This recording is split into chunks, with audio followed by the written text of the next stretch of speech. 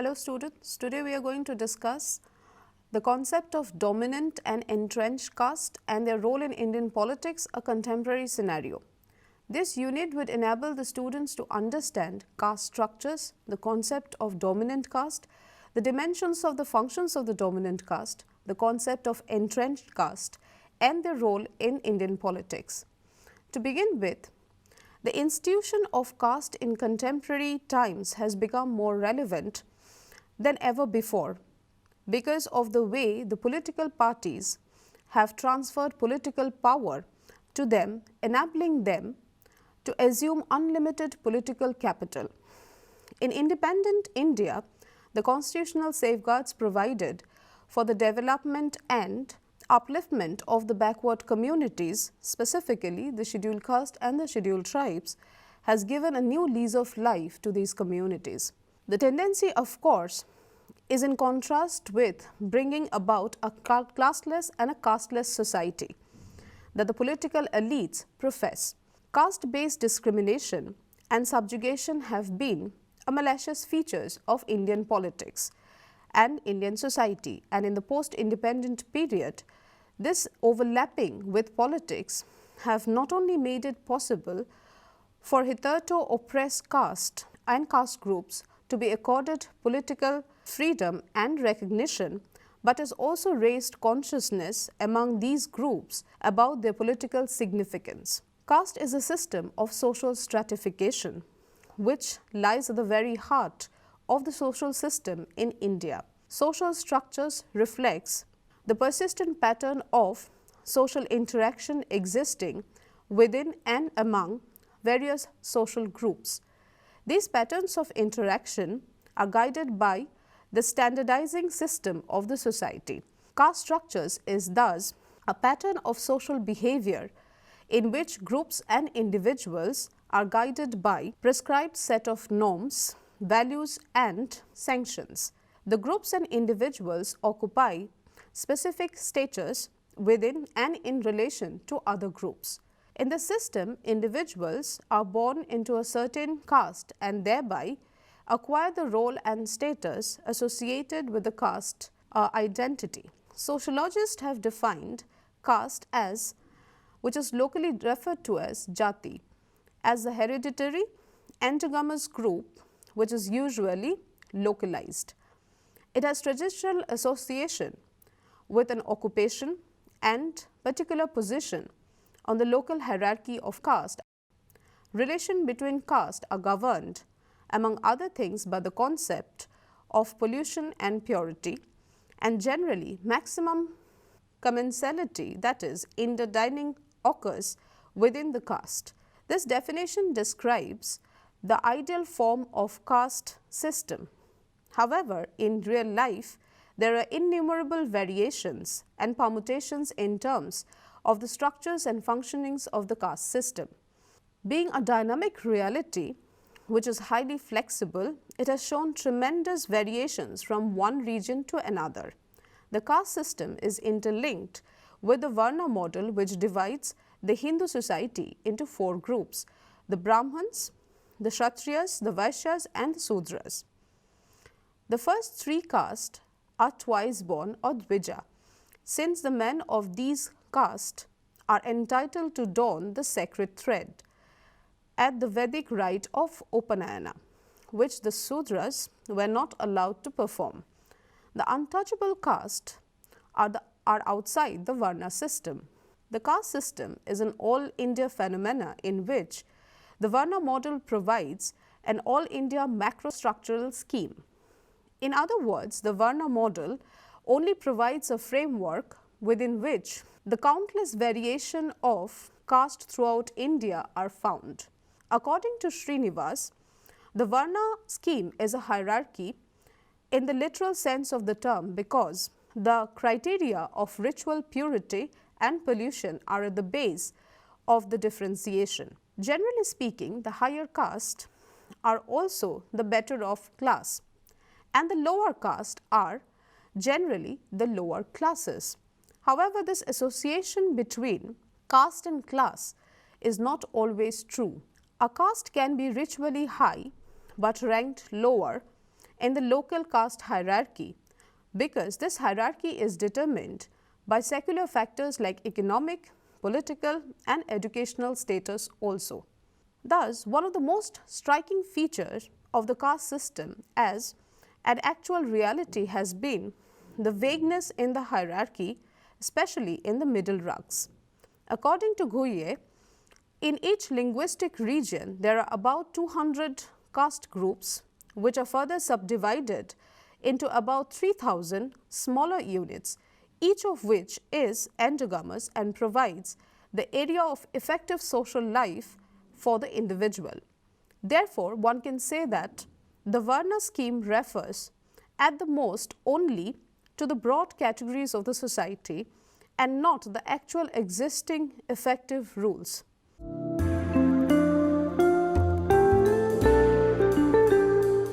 The concept of dominant caste has been first used by an eminent scholar and sociologist M. N. Srinivas in his essay, The Social System of a Mysore Village, which was written after his study of the village Rampura. According to him, a caste may be said to be dominant when it preponderates numerically over the other caste and when it also yields preponderant economic and political power. A large and powerful caste group can be more easily dominant if its position in the local caste hierarchy is not too low. The term dominant caste is used to refer to a caste which yields economic and political power and occupies a fairly high position in the hierarchy.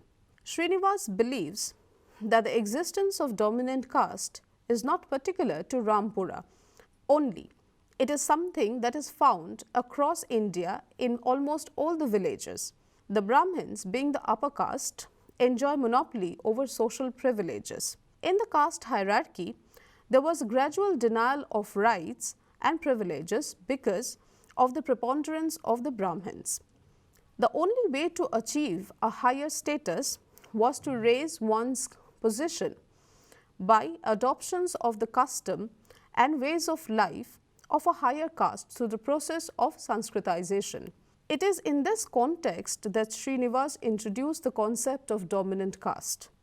He was of the opinion that not only the Brahmins but the local dominant caste also serves as a model of imitation. Traditionally, the caste which had highest ritual status enjoyed most of the economic and political power. However, the establishment of the Mughal rule, the frequent political changes during the medieval period, and the consolidation of the bureaucratic administration under the British rule, the networks of trade and commerce during the British rule brought about many new factors that contributed to the elevation of the caste as a dominant caste. Therefore, a caste to be dominant, it should own a sizable amount of arable land locally available, have strength of number and occupy a high place in the local hierarchy.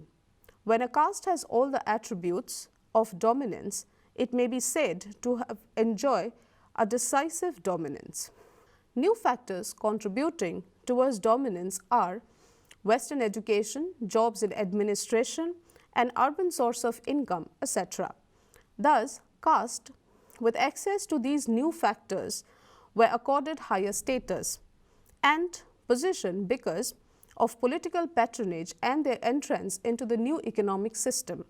People of other lower caste also looked upon them as their reference group.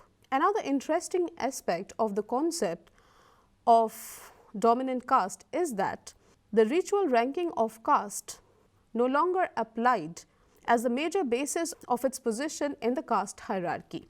Even if a caste stands low in the social hierarchy because being ranked low, it can still become the dominant caste or group in the village if it is numerically large, owns land and has considerable political influence over the village members.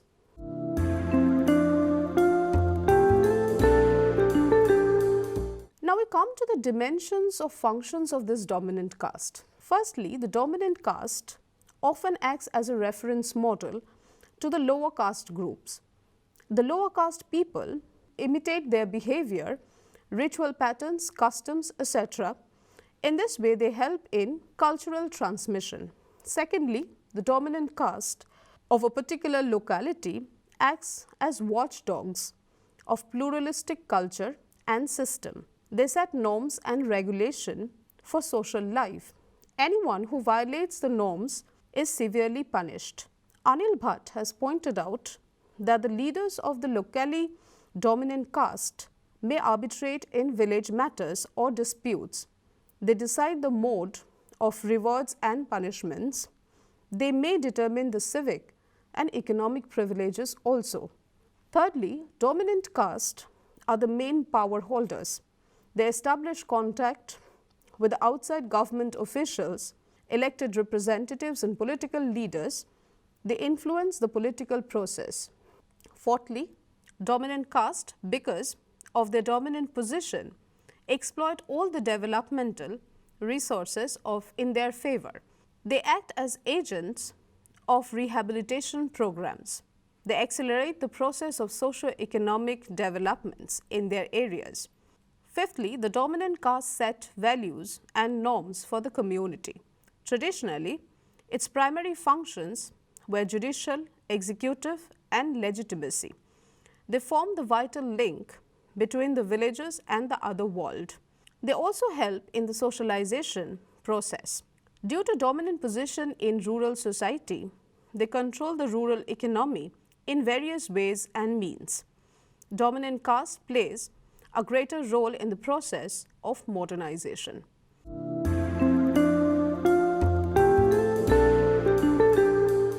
Now we come to the concept of entrenched caste. Entrenched caste is numerically small but fulfills the chief criteria of economic and political power, and is usually high in ritual status. However, in regions where large peasant castes are found in entrenched position, there may be considerable overlap between the two concepts.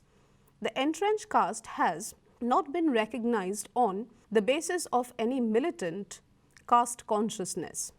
They were united more by common social and intellectual idiom rather than any political mobilization. Wherever the entrenched caste has been organized on the basis of one higher caste or subcaste, soon a sense of deprivation and antagonism in other caste emerges, especially among those that had earlier social and economic power. This resulted in the emergence of another political group, still drawn largely from the higher caste. The dominance of an entrenched caste thus produce a quick response in the form of an ascendant caste, one that was not simply satisfied to function in the context of independence and contemporary in social sphere. According to Kothari, the caste structures which has been polarized due to the impact of modern secularism resulted in a bilateral structure of caste politics. For instance, Brahmins versus non-Brahmins in Tamil Nadu and Maharashtra, Rajput versus Jats in Rajasthan, Baniya Brahmins versus Patidar in Gujarat, Kamma versus Reddy in Andhra Pradesh. In the context of development process, as one polarization is resolved in favor of a particular caste group, another new polarization emerges. Thus, bilateralism was followed by a stage where power, strivings and demand for benefits exceeded the availability of resources. Competing groups began to develop more bases of support, and competition began within the more entrenched and articulate section of the society. This, according to Kothari, is a stage of factionalism. This factionalism is different from the one present in traditional caste societies. This is something that develops out of political competition in which more than one personalized network of support contends for secular power. Intercaste competition was supplemented by intracaste competition. Now we come to a discussion where we discuss this idea of their impact on Indian politics.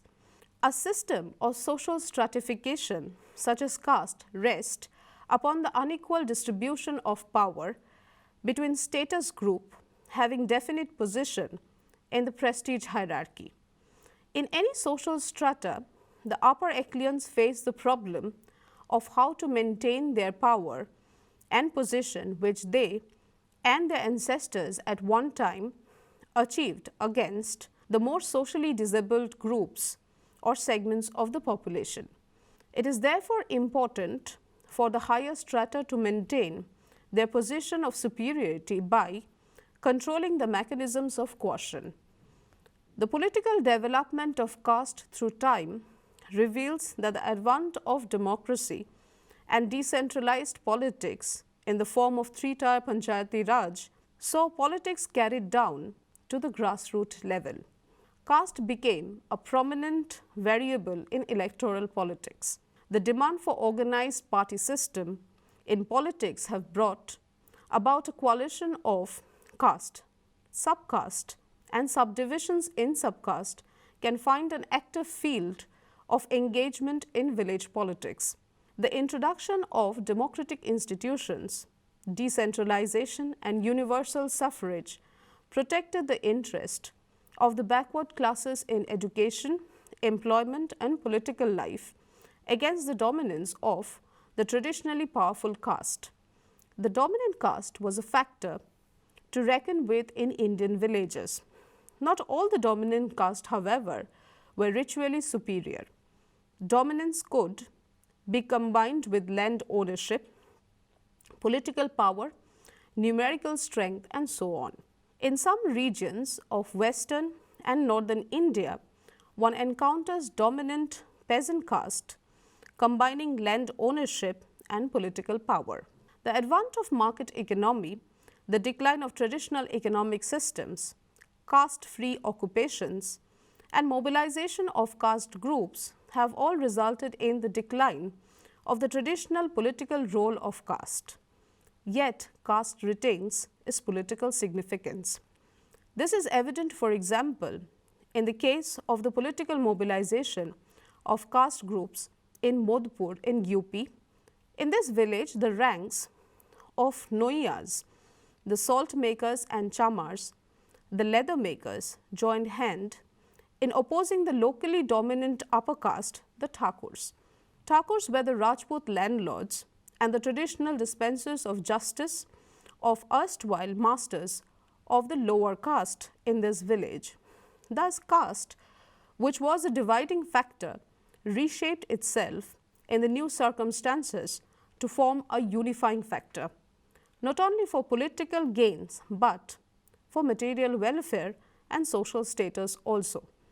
Caste alliances came to be established in various parts of India. Politics has drawn caste in its web for organizing support and in articulating the needs of the masses. The organization of support is done through the same organization in which the masses are found, namely the caste groups. In making politics their sphere of activity, caste and kin groups attached their identity to strive for positions of power. The caste provided for organized party politics and off-the-rack system of segments which could be used to marshal support.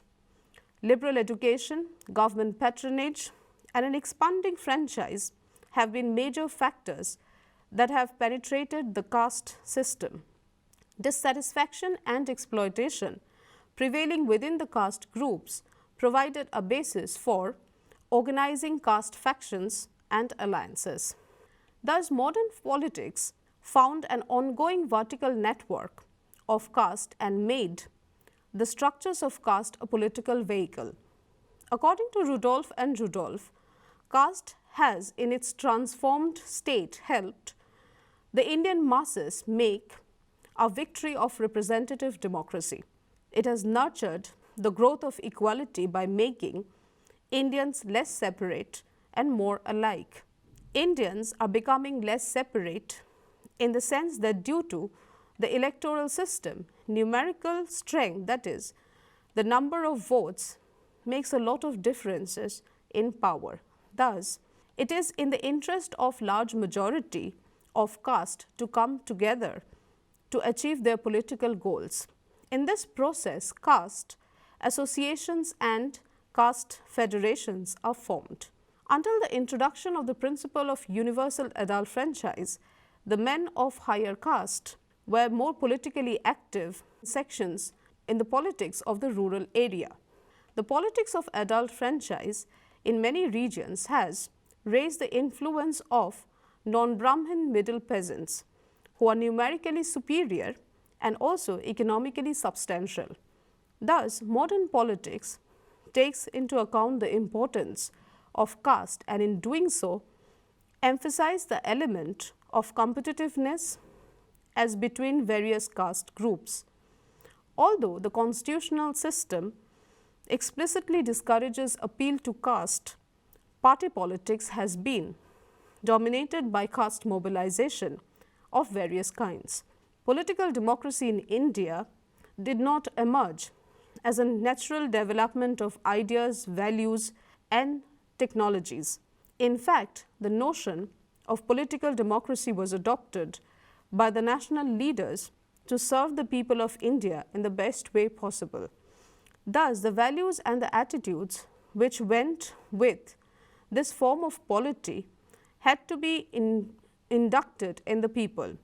Therefore, the new political order is universal in constitution and in principle rejects the demand of caste. However, in practice, it has accommodated the variety of interest in addition to those of caste. Caste has, in fact, come to terms with the democratic political process.